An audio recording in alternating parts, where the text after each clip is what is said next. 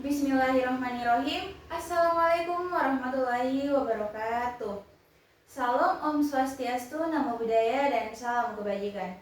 Perkenalkan, saya Rizkyra Elvira, kelas M221, NIM 220407502009, nomor urut 9. Pada video ini bertujuan untuk memenuhi tugas ujian tengah semester mata kuliah evaluasi pembelajaran oleh dosen pengampu Ibu Dr. Faida Yusuf MPD. Selamat menyaksikan. Soal nomor 1, apa perbedaan pengukuran, penilaian, tes, dan evaluasi? Berikan contohnya. Pengukuran adalah proses pengumpulan data untuk mendapatkan informasi kuantitatif tentang suatu fenomena atau objek.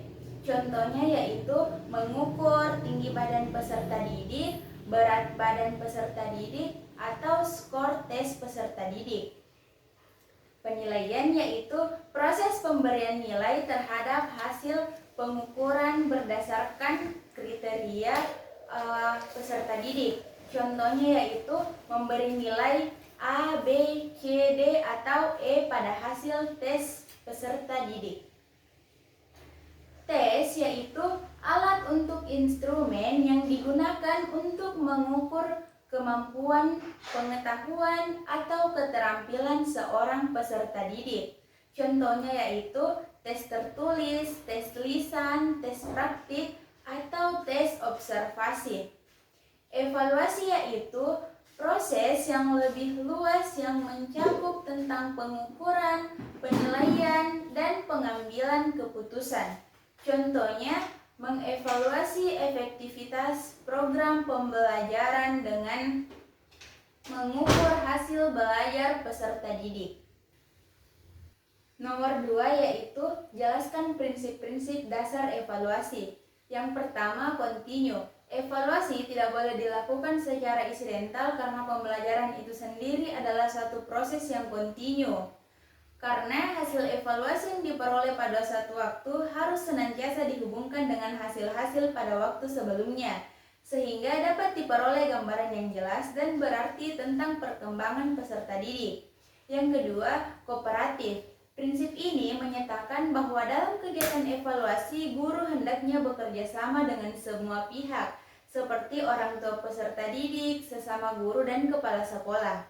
Yang ketiga, komprehensif. Dalam melakukan evaluasi terhadap satu objek, guru harus mengamati seluruh objek sebagai bahan evaluasi. Yang keempat, adil dan objektif.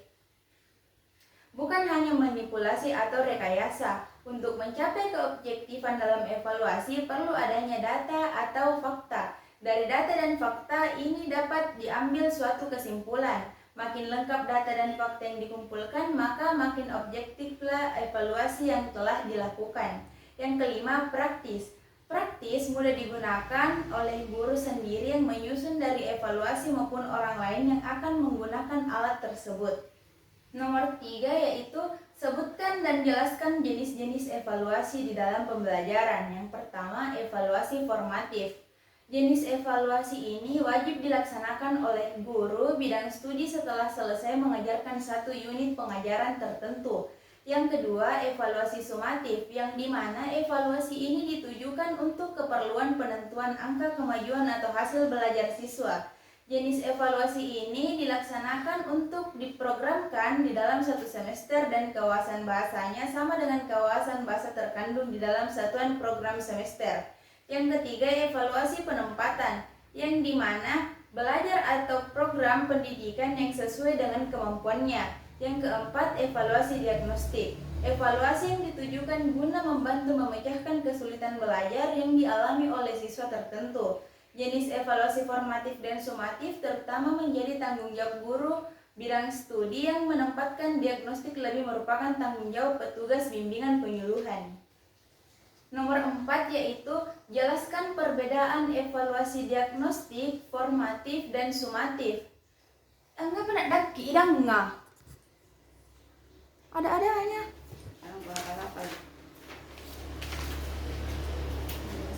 Nomor 4 yaitu jelaskan perbedaan evaluasi diagnostik, formatif, dan sumatif. Diagnostik merupakan asesmen yang dilakukan guru di awal untuk melihat kompetensi dan memonitor perkembangan belajar peserta didik dari aspek kognitif maupun non-kognitif. Formatif merupakan asesmen yang dilakukan guru selama proses pembelajaran untuk memberikan informasi mengenai perkembangan, penguasaan untuk ke tahap selanjutnya. Sumatif yaitu merupakan asesmen yang dilakukan guru setelah menyelesaikan proses pembelajaran. Asesmen sumatif tidak selalu dilakukan di akhir pembelajaran. Nomor 5 yaitu jelaskan tujuan evaluasi. Tujuan evaluasi pendidikan adalah merangsang kegiatan peserta didik dalam menempuh program pendidikan untuk mencari dan menemukan faktor penyebab keberhasilan dan ketidakberhasilan peserta didik di dalam mengikuti program pendidikan, sehingga dapat dicari dari ditemukannya jalan keluar atau cara-cara perbaikannya, menurut Sudiono 2006. Nomor 6, jelaskan sasaran evaluasi. Sasaran evaluasi adalah objek atau aspek yang ingin diukur atau dinilai dalam suatu proses evaluasi. Menentukan sasaran evaluasi penting untuk memastikan bahwa evaluasi yang dilakukan fokus dan terarah. Sasaran evaluasi juga membantu dalam menemukan jenis data yang perlu dikumpulkan dan metode analisis yang akan digunakan. Nomor 7 yaitu jelaskan fungsi evaluasi pembelajaran bagi pendidik dan bagi siswa. Bagi pendidik, evaluasi membantu pendidik untuk mengetahui sejauh mana siswa telah memahami materi yang diajarkan.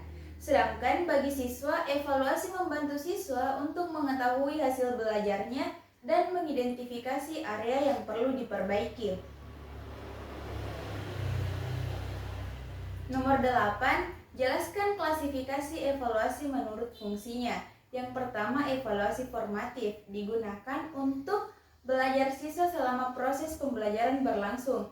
Yang kedua, evaluasi sumatif dilakukan untuk mengetahui hasil akhir pembelajaran setelah proses pembelajaran selesai. Yang ketiga, evaluasi diagnostik untuk mengetahui kelemahan dan kekurangan siswa sebelum proses pembelajaran dimulai. Nomor 9, jelaskan prosedur evaluasi pembelajaran serta berikan contohnya. Pertama, menentukan tujuan evaluasi. Tujuan evaluasi harus jelas dan spesifik. Contohnya, tujuan evaluasi untuk mengetahui tingkat pemahaman siswa terhadap materi pelajaran. Yang kedua, menyusun instrumen evaluasi. Instrumen evaluasi dapat berupa tes, kuis, observasi, dan lain sebagainya. Contohnya, tes tertulis pilihan ganda dan uraian tentang materi pembelajaran. Yang ketiga, mengumpulkan data. Data dapat dikumpulkan melalui tes, observasi, dan penilaian tugas. Contohnya dikumpulkan melalui tes tertulis dalam pilihan ganda. Yang keempat, menganalisis data. Data dianalisis untuk mengetahui hasil belajar siswa. Contohnya menghitung skor tes dan nilai tugas. Yang kelima, menafsirkan hasil evaluasi. Ditafsirkan untuk mengetahui tingkat pemahaman siswa terhadap materi pelajaran. Contohnya hasil evaluasi ditafsirkan. Nomor 10, jelaskan apa itu tes dan non-tes serta berikan contohnya. Tes adalah alat ukur yang digunakan untuk menilai kemampuan atau pengetahuan seseorang. Tes dapat berupa tes tertulis, tes lisan, tes praktik, dan lain sebagainya. Contohnya tes lisan tentang materi pembelajaran sejarah. Non-tes adalah alat ukur yang digunakan untuk menilai kemampuan atau pengetahuan seseorang tanpa menggunakan tes. Non-tes dapat berupa observasi, penilaian sikap, penilaian portofolio, dan lain sebagainya. Non-tes umumnya digunakan untuk mengukur aspek afektif dan psikomotorik siswa.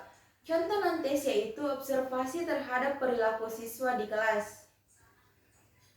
Nah, itulah tadi jawaban dari soal ujian tengah semester evaluasi pembelajaran. Kurang dan lebihnya mohon dimaafkan. Wabillahi taufiq wal hidayah. Wassalamualaikum warahmatullahi wabarakatuh.